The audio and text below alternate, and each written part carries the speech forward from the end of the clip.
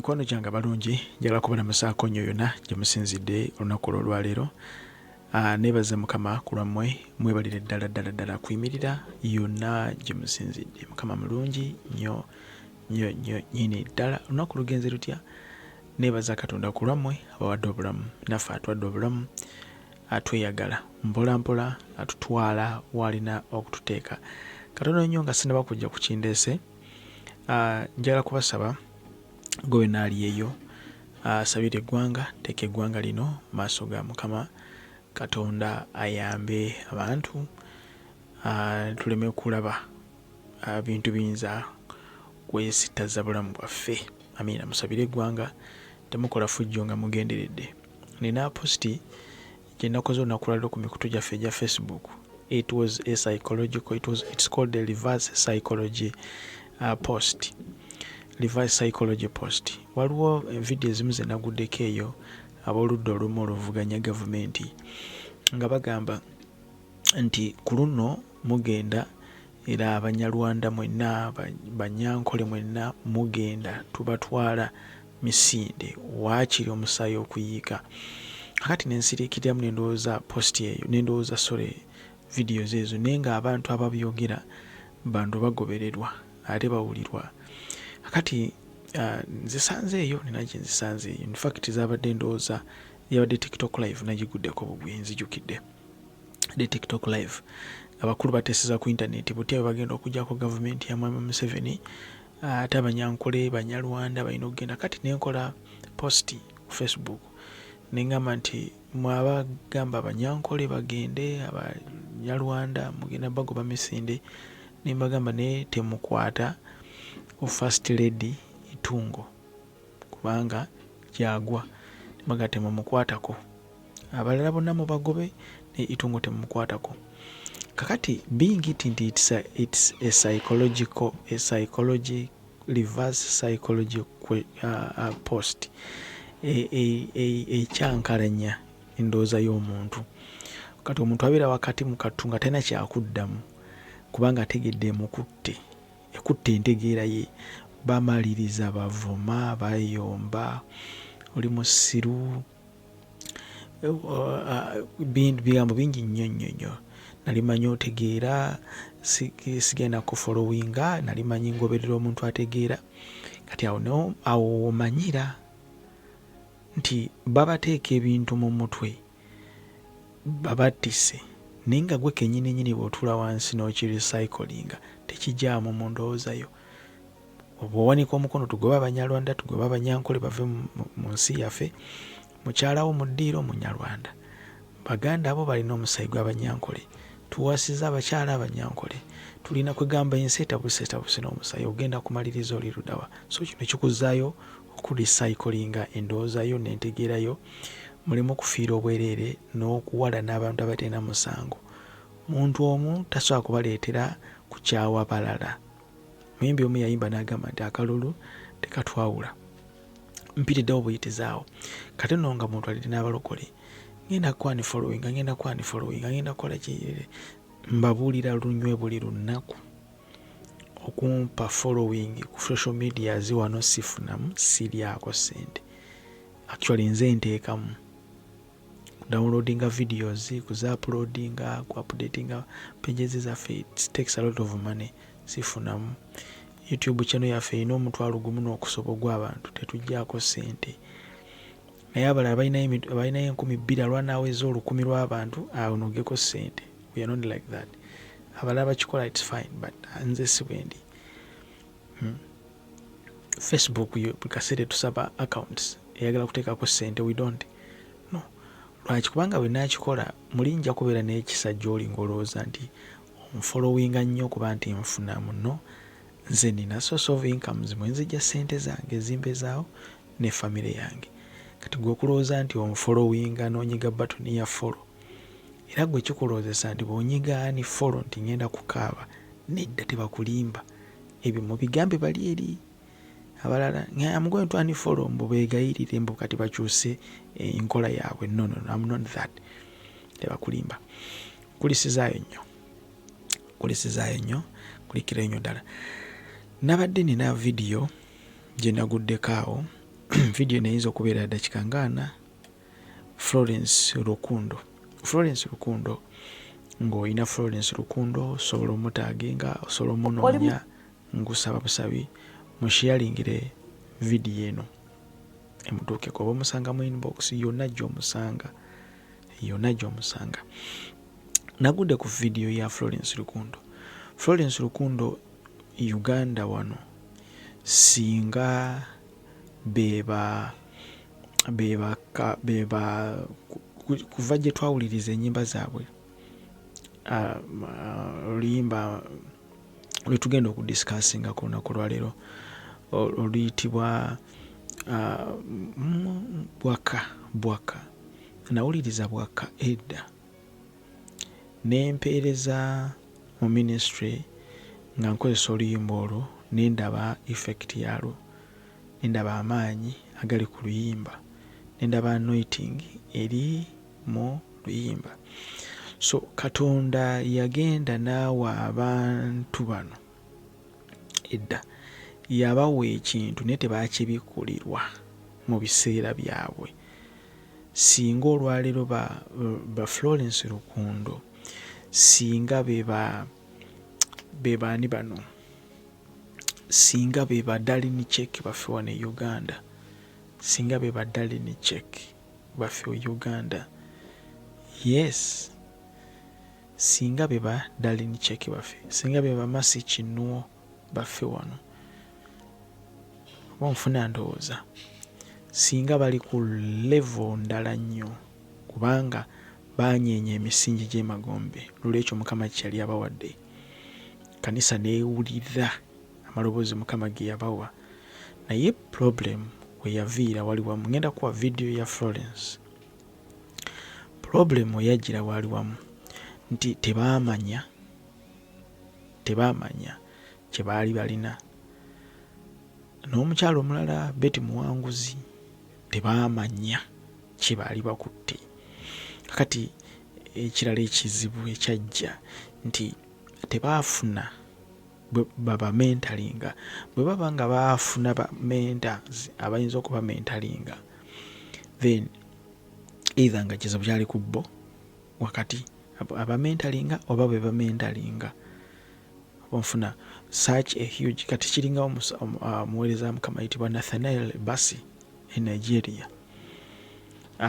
Kunyumiza story ye y'obuweereza bwe n'akulaga abantu abali mabega we, baweereza abali mabega we, abasumba abali mabega we, bamugamba nti wano togendawo, wano kola bwoti, wano kola bwoti, bangi okategedde ndowooza. So waliwo abamumentalinga, abamudirectinga. Kakati that's why nti leero tuwuliriza Nathaniel Bassey n'ekyo kyali kati kyegamba nti Uganda singa bano Florence Rukundo bali ku level z'aba Nathaniel Bassey. That's what I'm trying to say. Naye bwe nawuliriza ebigambo bya Florence Rukundo nagudde ku video eyo, oli mu program Omulabe w'Ekkanisa buli Sunday ne Saturday. Bwe nawuliriza ebigambo bya Florence Rukundo nengamba nno nedda Florence Rukundo anaaba afunye omukisa nawuliriza, Mukama ajja kubeera mulungi. Njagala mbikuwe obiwulirize otegeere nti Katonda yabawa ekintu naye tebakitegeera. Kati mu butakitegeera ne batamanya kukihandolinga, then ne kifeedinga awe mu budde obwangu ennyo ate nga bo bakyali baana bato. For example, niyo nateeka iPhone 16, 17 mu nsawo nenjikuwa, ega ensawo yiyo nkwatira, twala ensawo yiyo njikuwadde, ojja kulaba bulabi ensawo kungulu, ogende ng'ogiwuuba buwuubi. Kumbe tomanyi nti mu nsawo mulimu obukadde 10, mulimu ne iPhone 17. Kati ensawo jagiwuuba buwuubi, ogiteekawo nga bw'oyagala, enkoko zizipamako, tomanya kirimu munda, enkuba ezze gikubye, tomanya kiri munda. Naye kasita omanya ekiri munda nti mulimu ekyomuwendo, then ensawo eyo ogenda kugihandolinga ogiprotecting, kubanga mulimu ekyomuwendo. Era ogenda kuggyamu ekyomuwendo, ensawo ogiteeke wali eri oprotecting ekyomuwendo. Kakati obuzibu bwe tulina olwaleero nti tetumanya nti tukutte ekintu ekyomuwendo. Kati kituuka ne kifeedinga kubanga tetumanyi kukihandolinga kubanga tetukitegedde togenda kusobola kukihandolinga nga tokitegedde. Nze Nicholas ali wano abantu banvuma ne bakola bina bye bavuma naye mmanyi kye nnina kyotayinza kulaba wano naye mmanyi kye nnina nti gye ŋŋenda yonna okuweereza bakiraba bakimanyi nkimanyi so nkihandolinga ntya manyi kubanga manyi kikiri. So bw'oba nga tonnaba kutegeera ky'olina toyina ngeri yonna gy'ogenda kugihandolingamu, otherwise ogenda kuwulira abantu aboogera kino n'aboogera kiri oseseetuke. So olina okumanya how to handle it. Kigenda kuyamba okukeepinga longevity. Kankuwe Florence Lukundo, wuliriza. Oli musumba kati oba mbuza obubuuza because I mean it's been a while. That's why kumanya Florence wange benaleka oli kati ali kaliwa n'abatulabe babuuza omuyimbi waffe kati ali kaliwa. Omuyimbi wammwe kati ali ku Kristo kati amutegeera n'ennyimba kati zigenze zikyuka. Naku interviewinga yennyini tasaana ku interviewinga kati ku level njogera ku level Florence Lukundo gye bandibaddeko. Nokuba kati entalo ze bayiseemu biki okutte gundi ono ali ne gundi ono kati omulabi najja n'abakubiramu ebyo bivulugu ebyo n'abamaliriza nga basena ku ttaka ku level ya Florence Lukundo. Noono interview ono mususi wa menvu bano basamize ne level y'oyo bano basusi ba menvu basekerezi tosana na kumuwa budde kukubuuza bibuuzo kubanga n'ebyomunyonyola byennyini tabitegeera. Agenda vaawa mala agenda atuuke mu basamize era nabo abakwate abajjeko interview amaladde mu balokole naye era abakwate interview. Kati level efaanaganako bwetyo toyina kubeera ku level efaanaganako bwetyo never. Ulira zitya zikyuka kubanga kati luli nalinga nnyimba neŋŋamba bwaka wabokuyuma Katonda w'amaanyi bwaka kamukuddizeeyo wuliriza kamukuddizeeyo yuguma kati awo neŋŋamba oli musumba kati oba mbuza obubuuza because I mean it's been a while. That's why kumanya Florence wange benaleka oli kati ali kaliwa n'abatulabe babuuza omuyimbi waffe kati ali kaliwa. Omuyimbi wammwe kati ali ku Kristo kati amutegeera n'ennyimba kati zigenze zikyuka. Zitya zikyuka kubanga kati wuliriza waawo wakulu nalinga nnyimba kati ndi ku Kristo kati n'ennyimba zigenda zikyuka. Wuliriza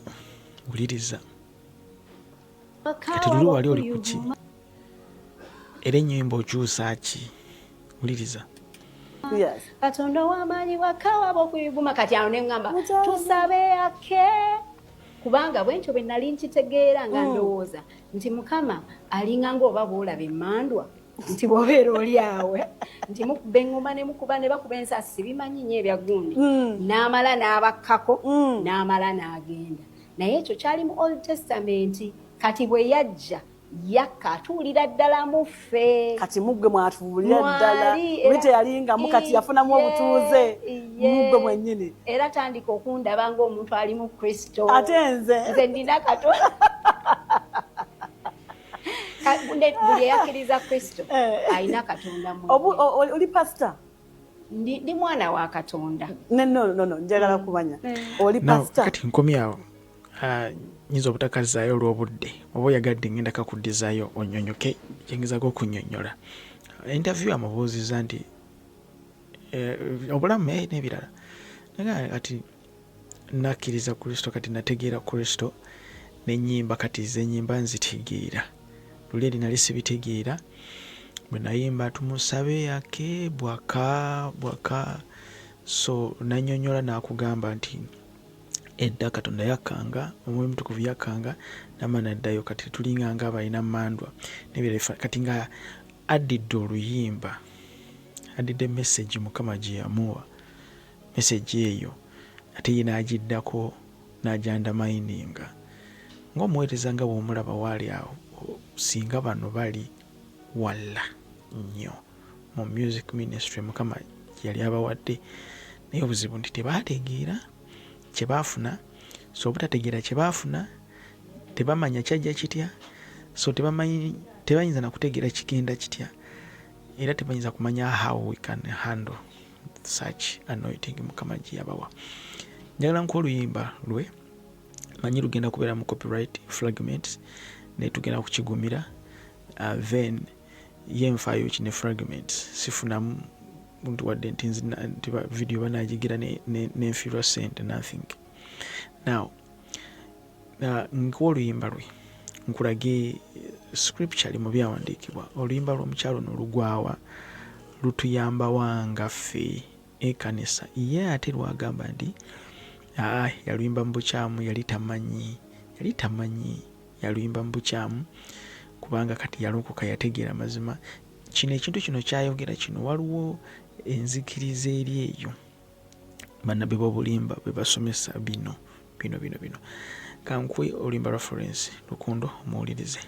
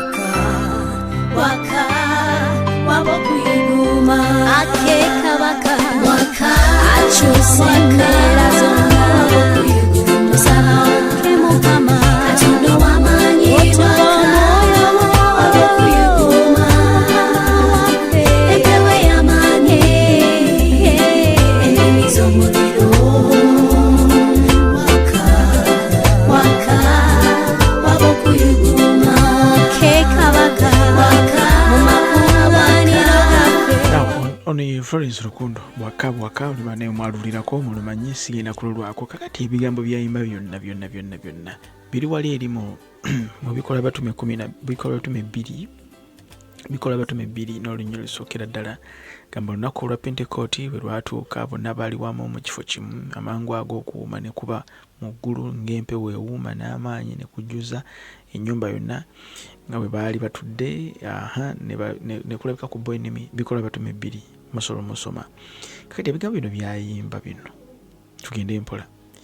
Waliwo kwaya emu muyinza okuba temwagiwulirako. Kwaya eyo babayita ba divine worshipers balina oluyimba lwe bayimba era nga batambulira mu spirit yemu neya Florence Lukundo. Kanku oluyimba lwa divine worshipers oluwulirize olire nga message gye bayimba yemu ojja bategeera yemu neya Florence Lukundo. Uliriza.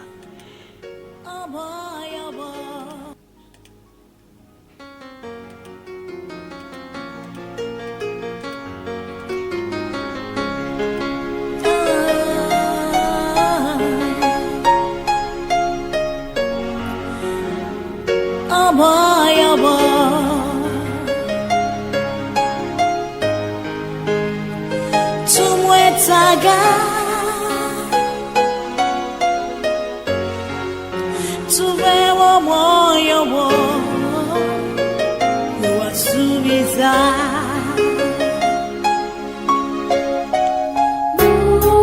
muchisenge cha wagulu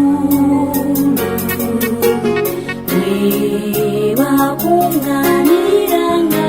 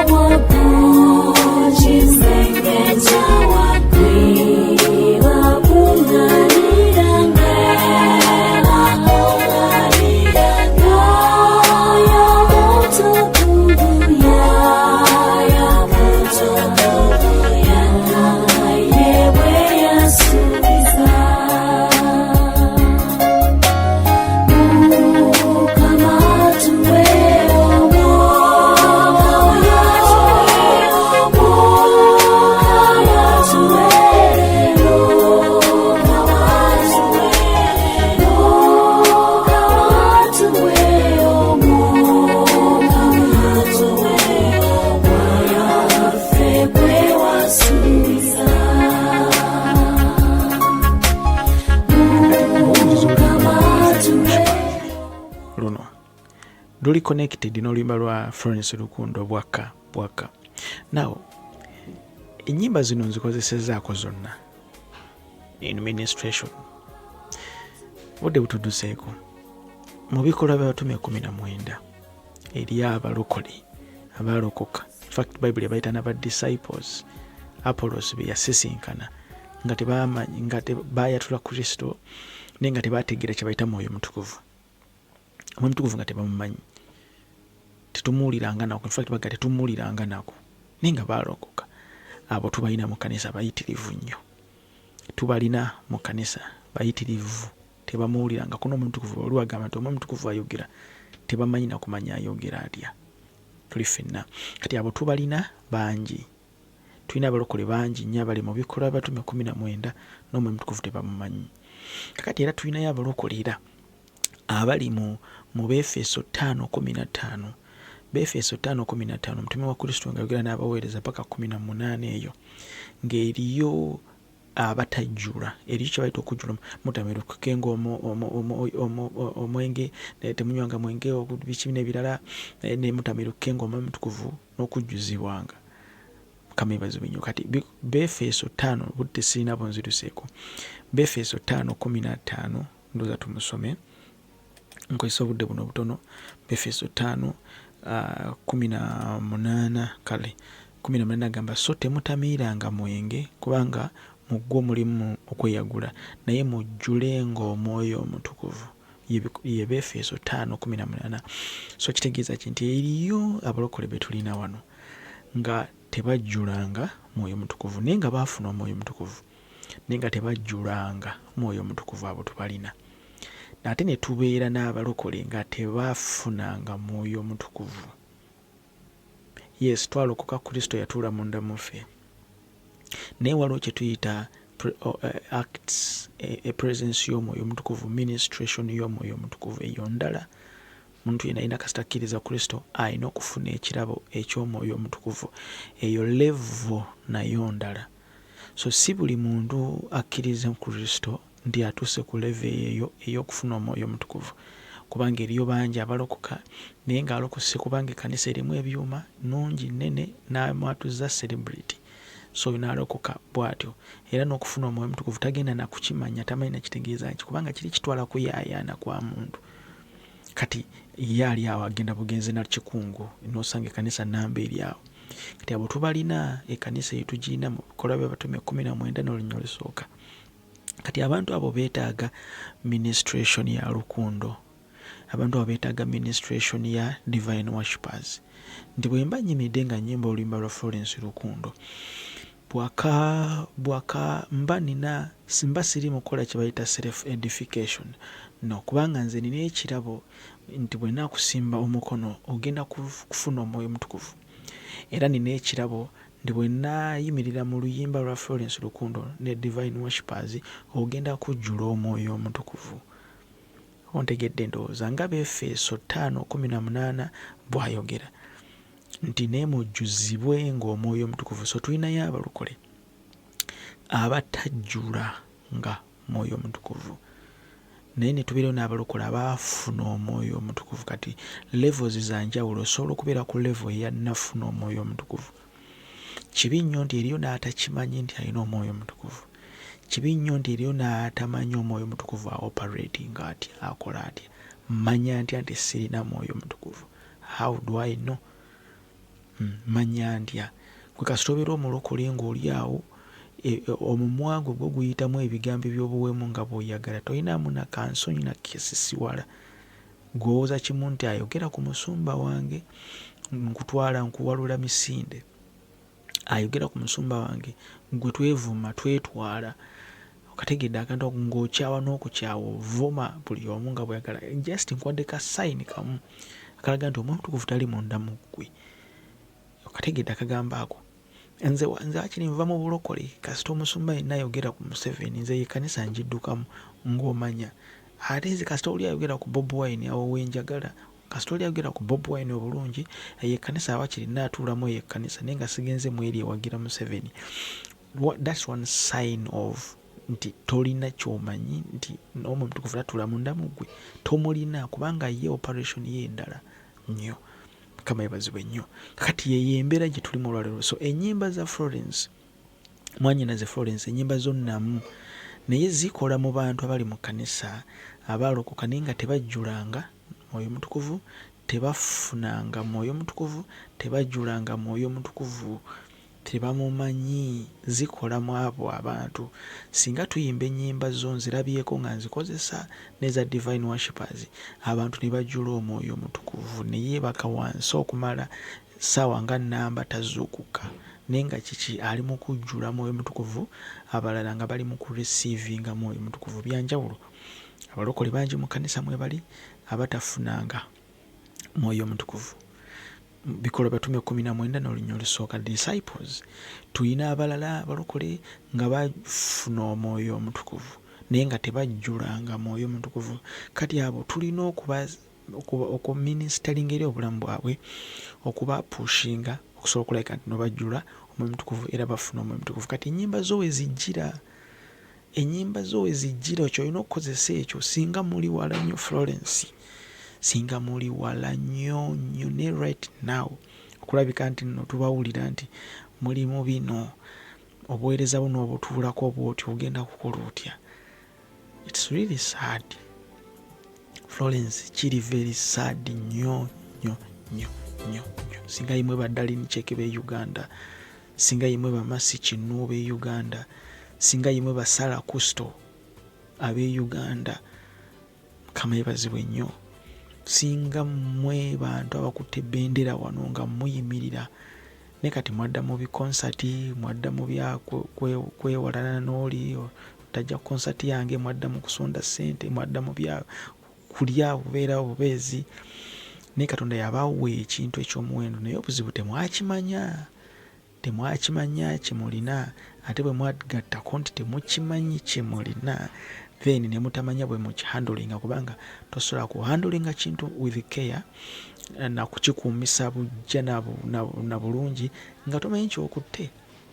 Oba nfuna ndowooza omukyala ayina kasita amanya nti ali lubuto munda, kitegeeza nti agenda tandika okwekuuma byagenda okulya, entambula n'obulamu bwe, kubanga alina ekyomuwendo ekiri munda mu lubuto.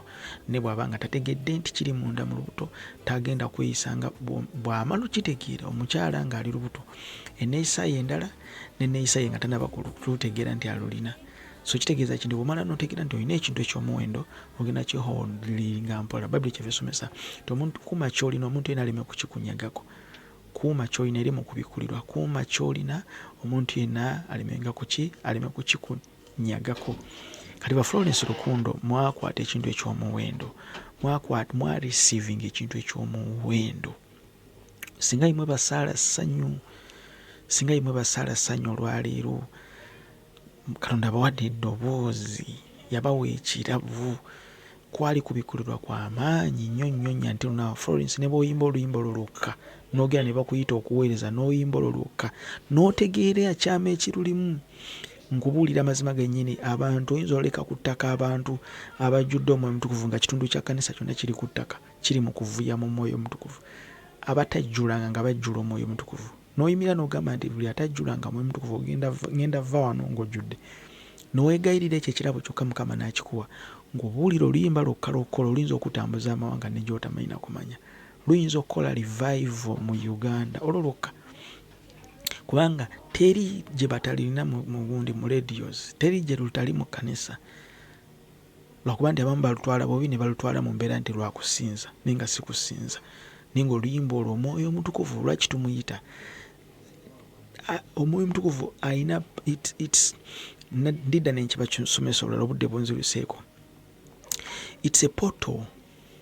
Emyoyo gikozesa poto gikka, kubanga emyoyo it's a portal. Emyoyo gikozesa poto, si mukka nti mukka guyise wanulerere poto. So wegugamba nti tugenda kuyita Omwoyo Mutukuvu akke ku bulamu